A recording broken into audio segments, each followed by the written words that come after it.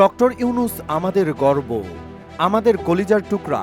সম্প্রতি সরকার প্রধানকে নিয়ে এমনই এক প্রশংসনীয় মন্তব্য করেছেন বিএনপির ভাইস চেয়ারম্যান শাহ মোহাম্মদ কায়কোবাদ। তিনি বলেন, যারা নতুন পার্টি এনসিপি করেছে তারা যদি সুন্দর নির্বাচন চায়, আমি নিজেই স্টেজই তাদের জায়গা করে দিব। কিন্তু আজ তারা আওয়ামী লীগের লোকজনের সাথে হাত মিলিয়েছে। আজ ইউসুফ আব্দুল্লাহ হারুনের লোকজনের সাথে তারা জোট বেঁধেছে।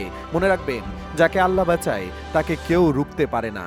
এরপরে শাহ মোহাম্মদ কায়কোবাদ বলেন, ছাত্ররা আমাদের তাজ, কিন্তু কিছু ছাত্র নামধারী আজ আমাদের সমাজকে কলুষিত করতে চায়।